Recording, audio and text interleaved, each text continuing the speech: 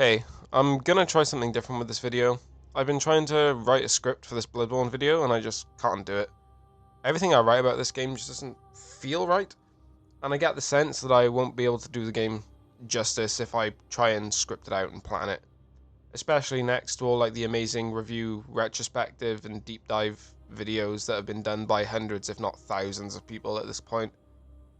Also, it's been a while since I last uploaded, and I cannot spend weeks or months working on a script for one video. So I'm just going to ditch the script and just talk for a while about why I love this game so much. I have some talking points bullet pointed, just so there is some kind of structure and I'm not just umming and ahhing all the time. I'll probably do that a lot anyway. But just think of it as me casually off the cuff talking about Bloodborne. I hope you enjoy this different kind of video. I'm not going to do this for every single game, but FromSoft games, it'll probably be more casually like this because I don't think I'll do them justice. I hope you enjoy the video. Okay, so before I start talking about Bloodborne itself, I want to talk a bit about my history with FromSoft as a developer and, where I started with their games and where I am now with their games. So originally, when I first started getting into FromSoft games, I was watching a lot of Let's Plays back in the day. Not like the modern sense of Let's Plays, but like old school style Let's Plays of minimally edited commentary playthroughs of games. And on my gameplay channel, that's the type of thing I go for. But live, I'll do it live. But I like that old school style of Let's Play where you just it's minimally edited. You watch the guy play the game, they talk about the game, the usual shit. But I was watching I stumbled across a guy called MF Parlytime, who I don't really watch much now, but he's still around, he still does stuff. But I came across his channel playing a game called Dark Souls 1, and I watched like 10 episodes of it straight, and I was like, okay, this game looks kind of sick. And it was my first exposure to what we now call the Souls-like genre. And it was probably about a year after Dark Souls released is when I first played it. And I've been a FromSoft fan since then. So that's got to be at least 12 years. So I've been playing FromSoft games for about 12 years. And I've played every game they've released on release since I first played Dark Souls. Like, I adore these games so much. They are the best company at the moment. They're like, no doubt they will deliver over and over and over again. Every single game from Dark Souls 1 to Bloodborne, Dark Souls 3, Sekiro, Armored Core, hell, even now up to Elden Ring and whatever comes next in the future. FromSoft are that company that I will hands down buy whatever they make day one, because they're a company that has earned the players' trust. Like, we actually trust FromSoft as a developer to deliver over and over and over again. And that's another reason I'm kind of just off the cuff, non-scripting this video, is because Shadow of the Erdtree is going to be out a few days after I release this video, which I will be streaming on my other channel. So, link in the description to my other channel, go check it out. I'll probably be live streaming Shadow of the Erdtree when it drops. Okay, let's actually talk about Bloodborne now. Because obviously after Dark Souls 1, we went straight into Dark Souls 2 a few years later. And no matter what anyone says, we all played the crap out of Dark Souls 2 when it first released. We all did. We know we did. Whether people liked it or not is a different story, but if anyone tells you they didn't play the crap out of Dark Souls 2, they're lying. Everyone did. Like, every Souls fan was playing Dark Souls 2 at the time. But as soon as Bloodborne was announced, that was it. It was over. I even remember, the Project Beast leak that happened, where we saw that really early trailer that had been thrown together under the name Project Beast. And we saw Bloodborne for the first time. And it was so different. It looked fast, it looked aggressive. Instantly in. I was instantly ready for it. And it's one of my favorite games of all time, along with Dark Souls 1 and Sekiro, and pretty much every Miyazaki directed game is up there with my favorite games of all time now. And is anyone surprised, really? The guy is the GOAT, along with his team. Like, they make amazing things over and over and over and over again. Okay, now let's actually start talking about the game. None of the build up to it or the release. Let's just start talking about the game itself. Let's briefly go over the story because I'm not a lore guy, okay? I've watched tons of lore videos, but I'm not a lore guy. I can't, like, I haven't got a massive encyclopedia of Bloodborne fucking lore, you know? I'm not like Vati or Smotown. Like, I cannot recite the lore of Bloodborne like it's nothing. But I can give like a brief overview, you know, and it's probably going to be bad or wrong or sloppy, but I don't give a fuck, right? So the entire premise of the game revolves around blood and the different properties of blood within a city called Yharnam, where deep in labyrinths they found these creatures and their blood could be used to essentially heal. So like any illness could be healed, and this obviously progresses and things go to absolute shit, as they do in most Souls games, right? So us as the player, we arrive in Yharnam seeking a cure for some unknown illness, plague, whatever you want to call it, that we as the player have. And we enter a blood pact with the blood administrator, old dude in a wheelchair, the creepy old dude who you never see again, but he injects us with Yharnam blood, which sends us on our way through a nightmare in order to try and deal with this scourge or escape it or whatever, blah, blah, blah, blah, blah. Like, seriously, I can't off the cuff talk about the story because it's so complicated, it's so crazy. But the story has a lot of inspiration and clearly takes a lot of cues from stuff like, H.P. Lovecraft's The Cthulhu mythos and a lot of cosmic horror stories by Lovecraft, Bram Stoker and his, the Dracula novels and all of Bram Stoker's work. Junji Ito, which is a very famous horror mangaka, especially in the Bloodborne's DLC. There is like it's like they put the Cthulhu mythos and Junji Ito's Uzumaki in a mixing bowl and just mix that shit up, threw it in the oven, and the DLC popped out the other end. Like, Bloodborne starts as like a very gothic, Victorian, very typical horror, with werewolves, a plague, monsters, witches, that type of shit. And it descends around the halfway point, maybe a bit before the halfway point. The game completely descends into a fucking cosmic horror masterpiece. And that's the thing with Bloodborne. That's the thing about cosmic horror, right?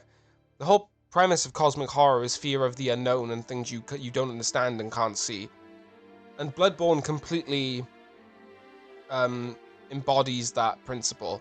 Because as you start the game, right, you think, very Nightmare Creatures-esque, if anyone's ever played that. It's very, there's werewolves and monsters, and you're a hunter clearing the city and the streets of these monsters, but then you get into it and you realize it is way beyond that, and monsters from the stars and otherworldly beings that we can't comprehend or understand, hence the insight mechanic, right? The whole insight thing is very cosmic horror in general. And once you've played through the game once, or even twice, once you've played through it once, early in the game you start to see the signs that it's not just as normal, normal. It's not just as plain as it seems. Like, from very early in the game, you can see signs of cosmic horror. Especially once you've played through it once, you can really see the signs that this is much bigger than just werewolves and fucking monsters. It is cosmic horror masterwork. It is so good, especially for like cosmic horror fans, because cosmic horror is a genre that doesn't really get a lot of love at all. In general, like in terms of movies, most cosmic horror movies are trash. Most cosmic horror TV shows are trash. There are some good ones, but a majority of them are trash. Same with games, they're all fucking trash. They can never like nail the vibe and feeling of true cosmic horror. Bloodborne is like the perfect example of cosmic horror done right in a video game, and not even just a video game, like in terms of storytelling. It is so well done, and the inspiration from like cosmic horror greats like Lovecraft and Junji Ito Like, they wore on their sleeve. You can clearly see the inspiration, and they say imitation is the strongest form of flattery, and Bloodborne is easily one of, if not the best, cosmic horror video game I've ever played. Like, I've played some others, like, there's the Cthulhu games and shit. There's that new Sherlock Holmes game that I never played, the Cthulhu Mythos Sherlock Holmes game, never played it. But Bloodborne it stands up there as probably the best cosmic horror video game ever made. But yeah, and I didn't mention this, but all the gameplay that you're seeing in the background, of course, it's my own gameplay. From a New Game Plus run I did, mainly it's a, let me think. Oh, it's a Dex Arcane build in New Game Plus, so that's all the gameplay running in the background. Alright, let's talk about the aesthetic and the atmosphere of the game real quick, because it is palpable. From the start, you know, from the intro cutscene of the Blood Administrator dude, and all that shit, the atmosphere is just insane, like, the entire game. Especially the more you progress into the game, the atmosphere gets really dank, really heavy, especially, I say it's around, spoilers, obviously, of course, around the time you get to, around Yar Argul, the unseen, no. Around the One Reborn fight, once you get to around there, the atmosphere just takes a fucking nosedive into complete, just, it feels dank, heavy, you don't understand what's going on with the way, the atmosphere, like, everything changes instantly, like, the architecture changes, you can see these creatures that you couldn't see before, the color palette is all grey and dank and dark, and that's compared to, like, Dark Souls. People thought Dark Souls 1's atmosphere and tone was very fucking, you know, like, ugh. But Bloodborne takes that to another level, because the atmosphere is insane. It is such a palpable atmosphere that you can feel it every time you play it. Like, go start a new playthrough right now, and tell me that you do not instantly feel the atmosphere that they're trying to go for. Like, they've done it so well.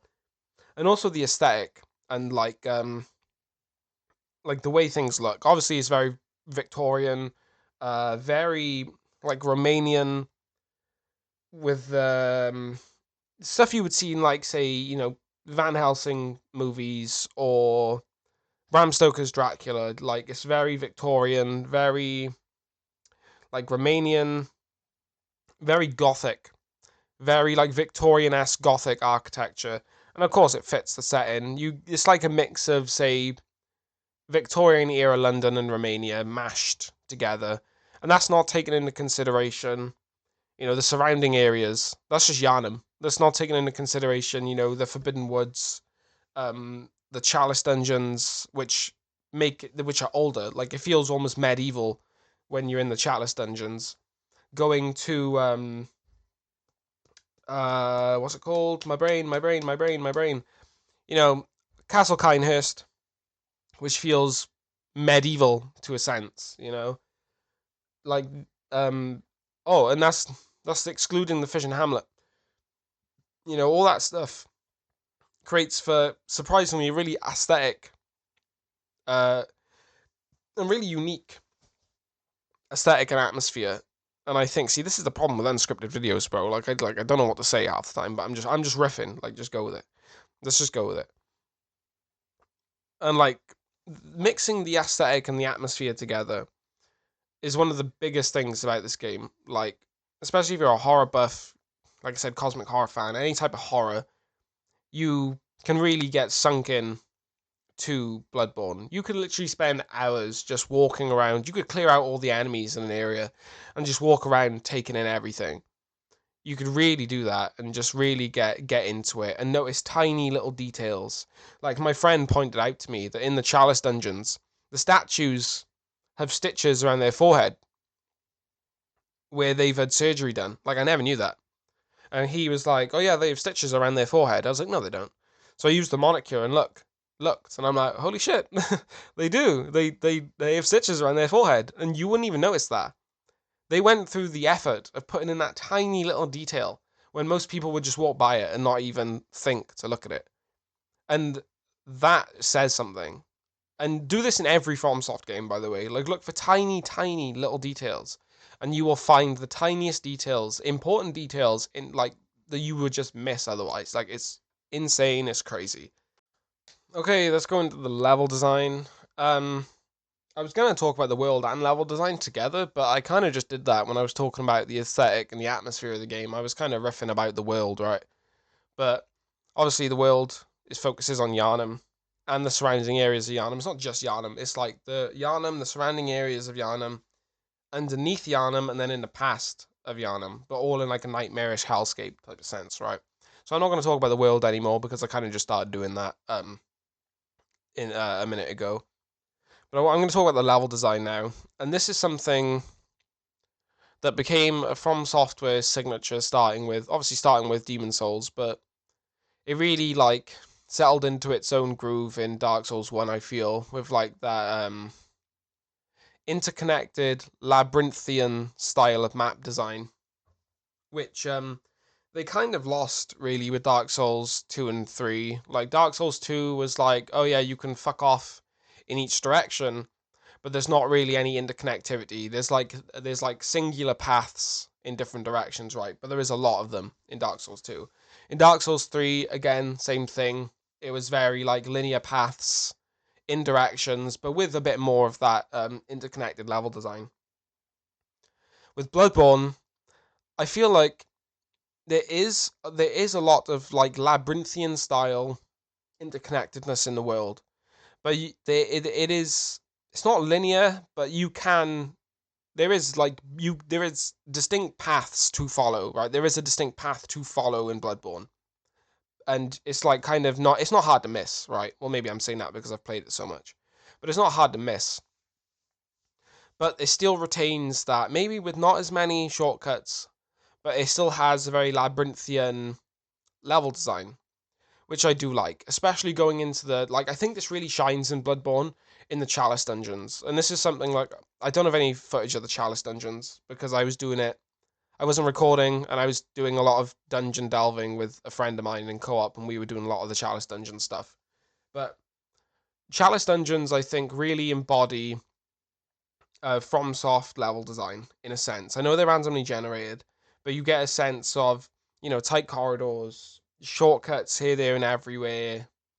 Very labyrinthian, like literally in this sense. And I think it's really, really well done. And I'd like to see them return to this. I know this is going off topic a little bit, but Sekiro kind of did this, but Sekiro, like, same thing. Like, there's not a lot of shortcuts and stuff in Sekiro. Still tight level design, but like not a lot of shortcuts. Obviously, Armored Core is more mission based, so that doesn't have that. But Elden Ring is something I miss and I want them to go back to, because even though I love Elden Ring's world, in their next game, I would really like to see them. Excuse me, I'd really like to see them go back to more interconnected world, labyrinthian level design, because the legacy dungeons, cool voice crack, the legacy dungeons do this in Elden Ring, right? The legacy dungeons do this, but because they're on such a smaller scale, you don't really get that sense of the old level design. You can see it there, you can kind of feel it, but it's not the same. And I would really love them to go back to like this Bloodborne or Dark Souls 1 style level design, going forward with their new games, because we know they're working on 3 projects, right? Armored Core, Elden Ring, and another one that is still unannounced. And I really, in their next game, I would really love to see more of them going back to their old style of level design. Don't get me wrong, I love Elden Ring's open world, but that shit is too big sometimes. Even though I love it, I would like to see them go back to like a more smaller, tightly designed type of gameplay experience. I'd really like them to do that. I really would. Oh, I was also going to talk about the characters. I've just put a massive line through it because I'm not going into NPC shit. I'm not doing that. So let's just talk about the gameplay. Let's get into the good stuff, right? So Bloodborne as we know, Dark Souls, I don't want to say that it encouraged a passive type of playstyle, but it really does, right? You know, it's you making a lot of responses to the enemy, right? So dodging, then counter-attacking, mainly, like not all the time. Because now, we've got to the point now where we play Dark Souls 1, right? You go back to Dark Souls 1, and after all the FromSoft games we've played, we just go into Dark Souls 1 and fucking destroy everything. Because we've all been, like, programmed into a more aggressive playstyle now. With FromSoft games, right? Especially us veteran players. Like, I'm not saying I'm amazing. Like, I'm not some soul level 1, no hit, no death. I don't do that. I just like playing the games, right? And I've been playing them a long time. But we can go into the older games now and shit on every single boss. It's just the way it is. Like, a Bloodborne playthrough doesn't take me long now. But, like, Bloodborne is the game that instilled this much more aggressive playstyle. You know, it went from being a much more passive game or counter-attacking game into a you are the aggressor, and the rally mechanic boosted this, right? So Bloodborne has a mechanic where, in case anyone hasn't played it, like most people who are going to even click on this video have played it, but the rally mechanic did like really push this. You take a hit off a boss, you hit them back, and you hit them back hard, and you will gain as much health as you can. This is what Bloodborne instilled, and it really works well because now you'll see most Bloodborne players are extremely aggressive, and even now with Elden Ring, we just have a more aggressive mindset in these games, right? So, along with the general gameplay being much more aggressive, you'll see a lot of enemies in Bloodborne will not approach you. They will, but they take a much more passive approach, and it's like they respond to you, right? This is the thing, like it's much more that they respond to you. And as with like, really, like there's not much to say about the gameplay really. Well, there is, but which I've got it split into different bullet points here, so we're gonna get into more of it obviously. But you know, we progress through the game, we kill bosses, we collect and upgrade weapons, items. Magic is not really a big thing in Bloodborne. We don't really have much magic. There's arcane spells, kind of, but like there's not many of them. They're very few and far between in Bloodborne, which I don't mind, really. I don't really mind that. There are NPC quest lines, which I'm not going to get into because I just can't be... I don't want to do it. But there is a lot there, especially if you're a fan of, you know, tight action RPGs with a focus on aggression, I think. See, this is why I didn't want to... And this is why I didn't want to do no script. But I have to do no script, right? I have to, because I cannot do it. When I was writing this shit out, it just didn't sound right. And now when I'm doing it off the cuff, it doesn't fucking sound right. It's like, I can't win either way, right? I can't win. Like, it's not going to happen. But to boil it down, gameplay changed from being passive to highly aggressive, right? Highly aggressive, in your face, go at the enemy, do not stop. Well, unless you're going to die, of course. But, like, you know what I mean. The weapons changed a lot in Bloodborne. You know, Dark Souls had a wide variety of weapons and equipment, where Bloodborne essentially condensed that down into a much smaller amount, but they made the weapons trick weapons. So every single weapon in the game usually has two functions, a transformation, we'll call it, or some weapons like the boom hammer, for example, instead of having a straight transformation, it has an added utility effect, you know, with the explosion on the hit. Some weapons do that, but then they also added guns. And guns, to boil it down to into very simple terms, the guns, if you want to like really say it really loosely, they replace shields, right? So guns are generally used for parrying and chip damage. Unless you are actually insane and do blood tinge gun builds, which I've seen. I've seen some guy get a minigun, which is a DLC weapon. They get a minigun built for blood tinge, and they just melt any boss in the game, just melt the fuck out of them. I've also seen it with the cannon. You know, they just bang. Especially there's this glitch, right, where you can spam fire the cannon. So people just walk into a boss and just do this glitch and just rapid fire the fucking cannon at a boss and just melt it straight away. So a weapon that was intended for, like, you know, chip damage and parries turned into like a boss melting machine if you know how to do it correctly, which I don't. I'm usually the strength type build guy, especially in Dark Souls. I'm like a strength faith guy usually. That's my jam. That's why I like to do big sword miracles. I'm there. That's my jam. But in Bloodborne, especially with trick weapons, you have a shorter selection of weapons, but you're essentially getting two weapons in one. Like, you know, the hunter's axe turns into like a halberd, kind of. Not really. It's like a great axe, but you know, it turns into like a halberd. Same with the Kirk hammer. It starts off as a long sword, turns into a hammer. Um, there's another weapon that turns into a great sword. There's Lady Maria's weapon, where it's essentially like a double-sided blade, and the transformed state, you split it in half, and it becomes a dual-wielding weapon. This is one of the cool things about Bloodborne, right? Because you're not wielding one weapon. You're essentially wielding two, which is really good. Or you could be a meta slave, and because this is such a weird thing, right? Bloodborne gives you the best weapon at the start of the game. The Sword Cleaver is the best weapon in the game, by far. You literally, you chuck fire paper on that bad boy, you eat a beast blood pellet, and you R1, L1, L1, L1, L1, boss fucking dies. That is it. That is the meta to killing nearly everything in the game. The Sword Cleaver and a beast blood pellet and a buff of some kind, plus transform attacks, and you will melt everything. You want a good tip for a new player in Bloodborne? Sword Cleaver, use that the entire game. Done. It is the best weapon, easily, bar none. But there is a good variety. So you can find them, but it can take some time to find weapons in Bloodborne. Because there's such a smaller selection of them, you might not get the weapon you want until New Game Plus.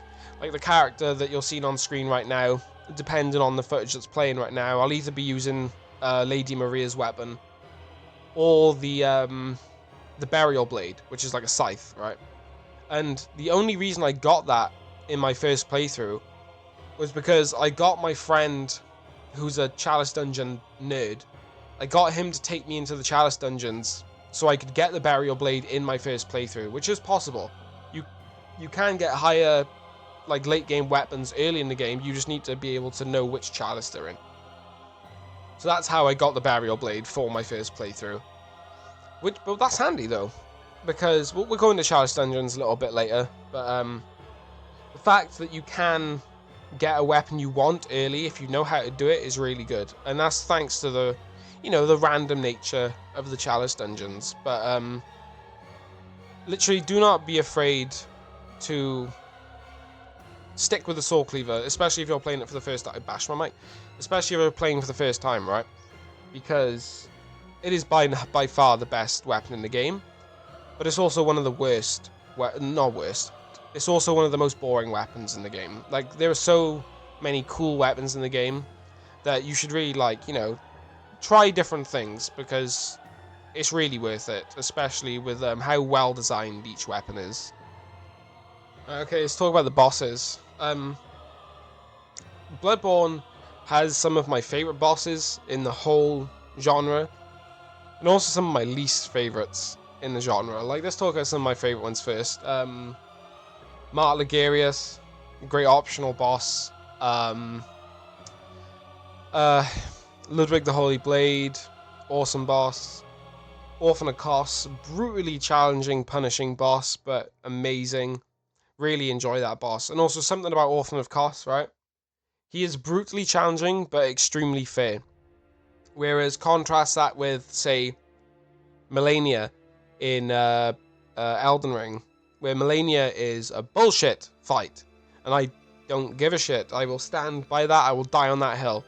Melania is a bullshit fight. I don't care about, oh, you use a skill issue, bro. It's a fucking skill issue. No, Melania is a bad fucking boss. Simple as. There are 2 mechanics in Melania's boss fight that are bullshit. 1, lifesteal. The lifesteal is bullshit. She lifesteals off hitting a fucking shield.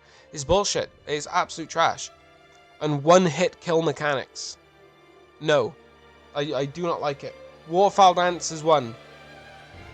You die if you don't dodge it correctly, which is bullshit. You will just die if you do not dodge this attack correctly, or you're lucky that you survived it. And that's the truth of the matter.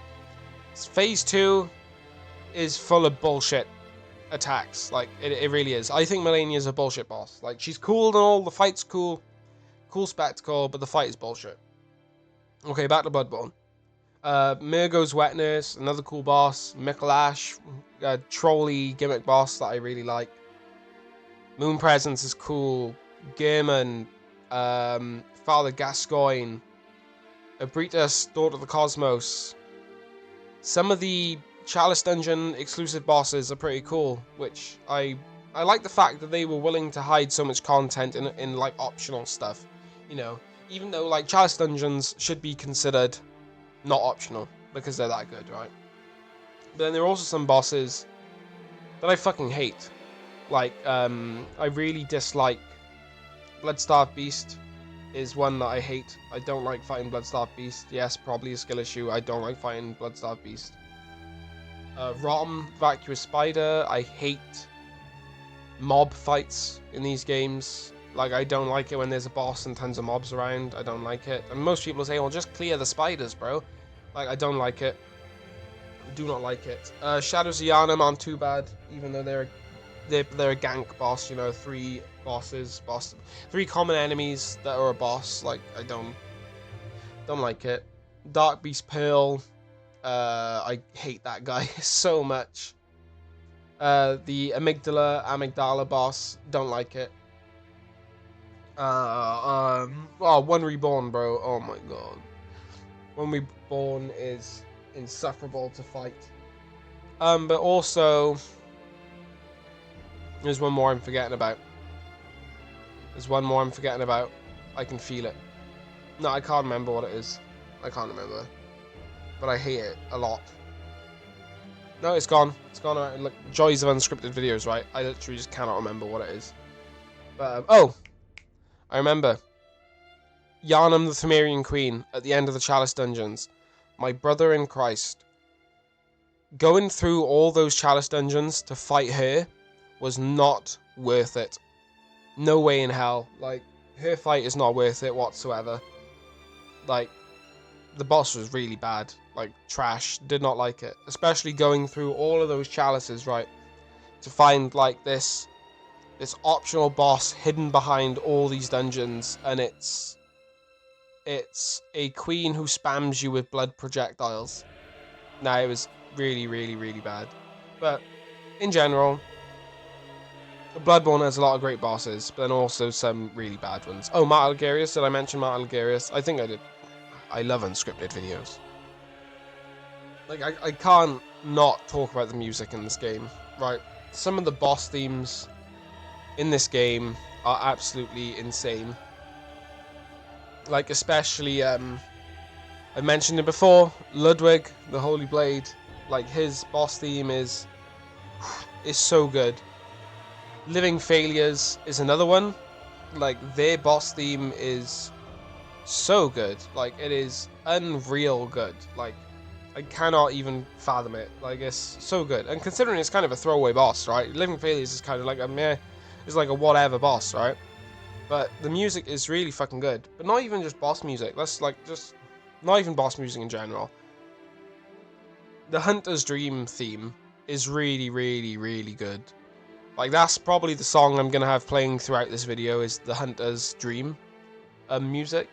But it's really, really good. It's really solemn, really like melancholic, which stands out because the rest of the game, there's like a lot of dissonant notes. Is that the word? Like dissonant notes, very minor scaled music, quite haunting is a good way to put it. Right? Like haunting music. Because That's like the sense you get from every single boss in the game. Oh, apart from Gehrman. Gehrman's theme is really sad. Like if you stop, go listen to Gehrman's theme, and a lot of that song is extremely sad. Like it has a really emotional, sad undertone to it until like towards the end of the song when it starts to like, it starts to build, which is a thing with a lot of songs in Bloodborne. They start off very, um, they start off very slowly, and these songs tend to build and build and build over the course of the fight until it like reaches its peak, and you've got like the whole of the opera, what they call them, like it's not a unit, like the opera singers all are in full force. Ludwig's another good example of this. How phase one is very like there's a lot of strings, very like solo by themselves, and it builds and builds and builds until phase two, and then it's like full force. The whole thing comes together, and it's like it is so good. I haven't got the like. See, this is the problem with unscripted videos. I haven't got the composer's name. Where's the composer? Ryan Amon, Tsukasa Saito, Yuki Kitamura, Nobuyoshi Suzuki, Chris Valesco, and Michael Wandmaker. Sorry if I butchered any of those, but that team of composers, insane. Like, I bashed my microphone again. Fucking shit. But no, like, music is so good in this game. It's so good, and it might be some of the best in the series, especially compared to Elden Ring, right? Because I feel like Elden Ring doesn't have as many bangers as some of the other Souls games. Where Bloodborne might have the best music out of the whole series. Like, I think it's entirely possible that that's the case. Okay, let's talk about the Chalice Dungeons quickly. With the Chalice Dungeons, I think it's a very, very, very good idea. Just, a lot of people don't do them. I don't know why. Because, obviously, there are sets of chalices which are considered mandatory. Like, there's a clear progression through these chalices in order to reach a boss, like a optional boss at the end of the chalice dungeons. Like you're working towards getting to a specific boss right at the end, right? Which is cool. They each have different designs, different layouts, different enemies, I think, but like enemies reoccur, you know what I mean? Enemies show up in the same chalices, right? Then there's also the randomly generated chalices. Now this is where the fun is. There are so many variations of chalice dungeons. Like I think there's like an Excel spreadsheet somewhere listing every single possible chalice dungeon there is, right? And there's like thousands of them. I think it's near 3,000 different chalice dungeons that can be generated. And that's insane. They can each have like varying loot drops, varying enemies, bosses, different difficulties. Like, it's insane. And chalices also do not scale with New Game Plus. They don't. They're separate. They don't scale. So if you go into the first chalice in New Game Plus, you will steamroll everything because it doesn't scale, right? But if you were like, say, a new game and you went into the highest chalice dungeon, the deepest ones, you would get steamrolled. Like, you know what I mean? Like, this is the way the randomness of it works. But they are so random, in fact, that you can find cut content within the chalice dungeons. It's insane. Like, you can find unfinished bosses, unfinished areas, like beta versions or pre-alpha versions of bosses that are in the final game, but like beta versions of them. Like, it's insane. And you can fight them and you can kill them, but they're broken. They're not intended to be fought or intended to even be seen. But the randomness of the dungeons and the way they generate dungeons allows you to like go into. You can find cut content in the game, which is insane. You can dive that far into the game using the dungeons to find stuff that was never intended to be found. And I think that's insane. You don't need a modded PS4 to do this, by the way. You don't need a modded PS4. You don't need fucking external tools. You can literally go online, search for the chalice or the cut content you want to see, like bosses or whatever. Go into the game and just go find them. And like, I think that's really fucking cool. Like, it's insane. You can soft lock your game. You can soft lock the game doing this in some cases. Like, my friend did to me. Like, he took us into a dungeon and he was like, oh yeah, you're soft locked now. It's like, oh, cool, thanks. Like, but that's like part of the fun, right? The fact that the dungeons allow this is insane. And there's dungeons for everything. If you want specific materials, if you want to buy late game weapons early in the game, if you want to farm souls, if you want to really push yourself and challenge yourself with like extremely difficult um dungeons, you can do all that. And I think it's a shame that a lot of people won't do this ever. They will not do this because it's so out the way, like nothing is telling you to do the chalice dungeons. Nothing is like going, oh yeah, do these shit. Nothing tells you to do it. Nothing. So it's like there's such confidence in the developers to like entrust this to players in a sense that, oh, if they want to do it, they'll do it. But if they don't want to do it, we're not going to force them to. But the amount of content that is in those dungeons is insane. Like, why wouldn't they want you to do it? You know what I mean? But like, that just shows the confidence of the developers of FromSoft to do that.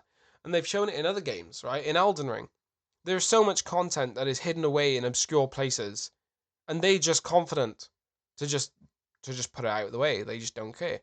And that's really props to them, right? Like, not many developers will do something like that, like being scared that like players might not even see 40% of their game.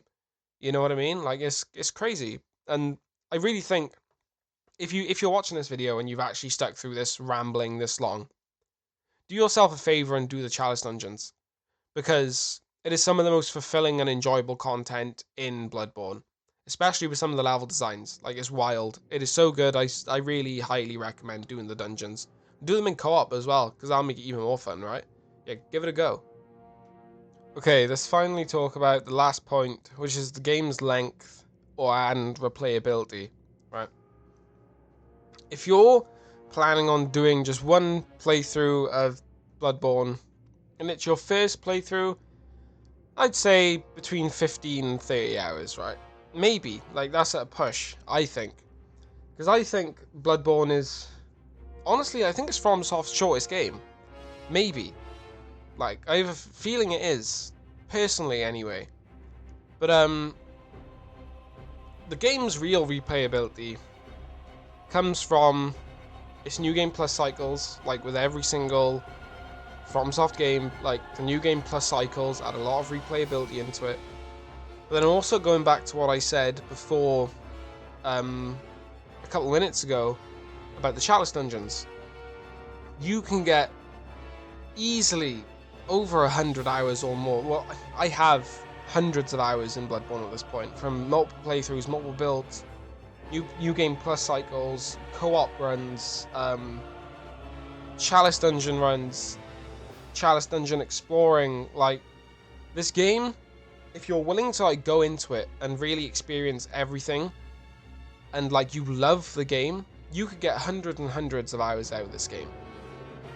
And its replayability really does come from your willingness to go through the New Game Plus cycles, try and experiment with the multitude of weapons, the multitude of builds that you can do, trying wacky stuff like gun-only builds, arcane builds, going through the chalice dungeons, trying to explore every chalice dungeon alone would take hundreds upon hundreds of hours. There are thousands of known combinations or like generations of chalice dungeons.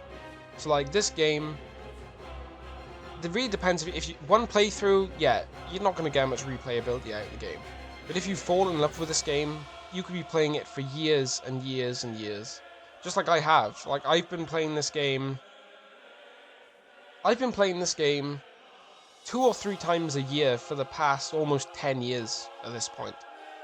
Like, and that's the case with every single FromSoft game. I play every single FromSoft game at least once a year, relative to when they've came out. I've been playing Dark Souls 1 to multiple times a year since it released. Dark Souls 2, I don't. Like, if I'm honest, I don't. But Dark Souls 3, I don't play as much, but I try to play through it at least once or a year. Sekiro once or more a year. Bloodborne once or more a year. Elden Ring I've played through 6 or 7 times at this point. Like, the replayability in these games really stems from your love of the game, because you either hate these games or you love these games. And if you love these games, you'll be playing them for years and years and years, regardless of how short the playthrough takes. You can play these games over and over and over again, which I've done. And so I really think that the replayability of these games is endless. It's not like someone like Skyrim, right? Where it's like a huge open world, and then once you've done everything, you might not even play it again. But if you're a diehard fan, you will. You know, that's the way these games work. That's the way a lot of games work. Replayability is very player dependent. It's very preference dependent, right? So to me personally, this game has endless replayability, whereas to you, it might have one playthrough. You know what I mean? Or 2 playthroughs at most. But I think to me and a lot of other Souls fans, this genre is infinitely replayable. Infinitely. Even Dark Souls 2, no matter how crap it is, right? If Dark Souls 2 was the only Souls game we had, we would be playing it over and over and over again. Just like we did when it released. We played that shit over and over and over and over again. Like, the replayability is endless with these games. And I really hope more people get into this genre. Like, I know Elden Ring is, like, peaked at millions and millions of sales. And I hope a lot of the players who fell in love with Souls games through, hell, Elden Ring, or even other ones like Lies of P recently, you know what I mean? Or Neo, or whatever. Once you get that Souls-like bug, you don't get rid of it. You can't get rid of it. You might get burned out on them at times. You can't get rid of it. It will never leave. And I think that's something that truly speaks to From Software's game design and philosophy. Like, they've really nailed something there. They really have. And okay, we're almost done. So first, I've got 2 things left to talk about. We're going to talk about the game length and replayability and the online co-op and PvP. Let's go into the online co-op and PvP first, and then we'll go into the game length and replayability for the last section, right? Okay, so in my opinion, Bloodborne is very fun co-op, and I think personally, though, I personally think that Bloodborne is best experienced as a single player game. Completely solo and single player. Obviously, if you want to go play with your friends, excuse me, go ahead. It's great fun. Same with, like, I've done it. I've played the whole game co-op, like, with 2 friends. I think it's great. I think it's fun. But personally, I think solo is the best way to experience Bloodborne. You soak in the atmosphere, you take your time, you do NPC quests, you explore. I really think solo is the peak experience for Bloodborne. And that will lead me into PvP. And I'm of the strongest belief that even comparing to Dark Souls 2, and this is saying something, I think that Bloodborne has the worst PvP in any of the From Software Souls games. By far. The amount of heals you have, the bullets and the guns, I think it comes down to a very boring, drawn-out experience, and I really, really dislike it. It ends up coming down to who has more bullets and who has more blood vials. That's what it comes down to. Not taking into account that Arcane is busted strong in this game. You can just get one shot by people. And even with guns, right? It's like, it turns into a parry contest. Like, who can parry first? Like, this is what it boils down to. So you have 2 people just dodging around each other, firing off bullets, healing, firing, healing, firing, and it's really, really fucking boring. And I really don't enjoy it. I know there are people who do enjoy it, because a lot of invasions happen. I don't know if they happen now still. Like, last time I played it, there was 0 PvP or co-op, apart from my friends who I've played the game with. Outside of that, there was like little to no online activity in the game. But that's fine, because like I said, I personally think the Bloodborne is best experienced as a solo game. I really do. I think playing by yourself in this game is the best way to play it. I'm not saying don't play co-op. I'm not saying don't try PvP. but because some people much prefer playing online with games. Some people just prefer co-op, which is fine. But personally, I think that single player is the best way to experience Bloodborne. And that's it. Thanks for sticking through my random rambling about why I love Bloodborne so much. Also, I'll be covering more FromSoft games in the future. I think I'm going to do Sekiro next because I've really been feeling a Sekiro playthrough coming on. Thank you for watching, and I'll see you guys next time. Peace.